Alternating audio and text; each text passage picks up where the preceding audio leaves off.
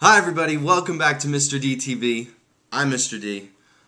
This week's topic is pretty simple, but very, very important. It has to do with getting ready to be a good teacher over the long term.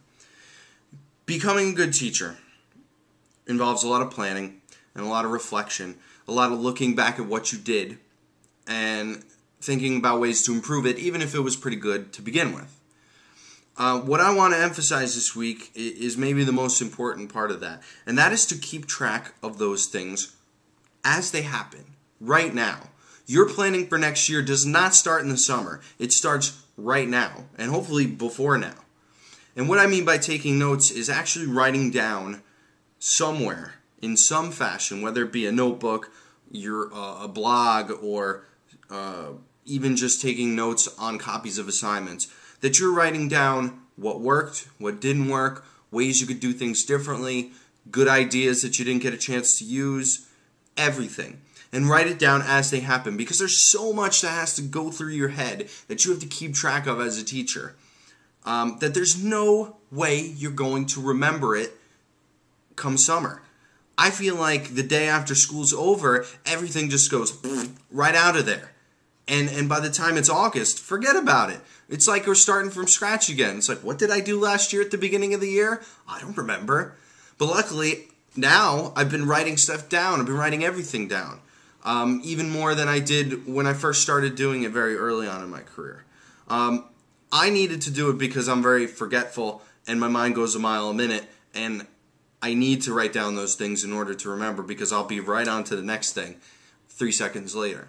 But for the rest of us, it's just a good way, a good base to work with when you start planning next year. So that when you do sit down in the summer, preferably the end of the summer, I hope you take the time to relax and rejuvenate yourself over the rest of it, that you look at those papers and you can say, oh, okay, I know what was going on here, now I remember, and okay, this is how we'll tackle it this year.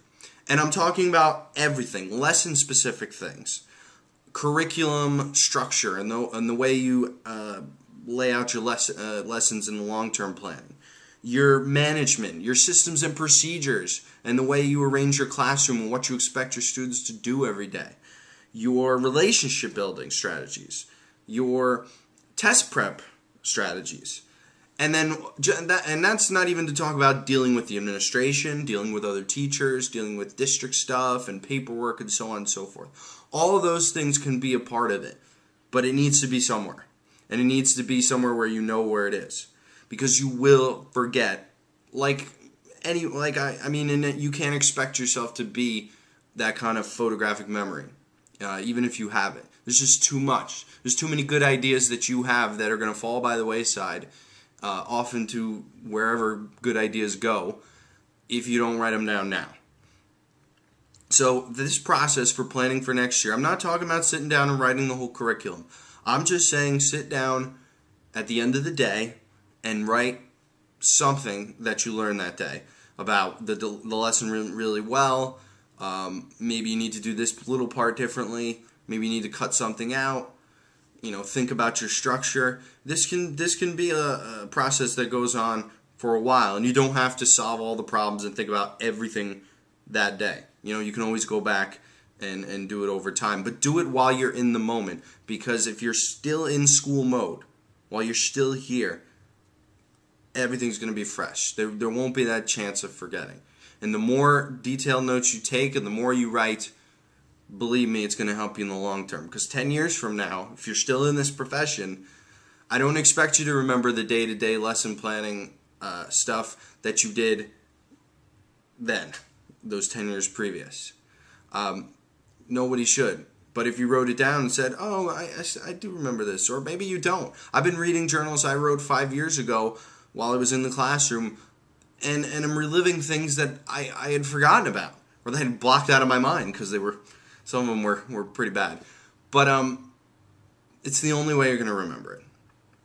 So I hope you take that to heart, and I hope on Monday you start thinking about how you're going to keep your notes.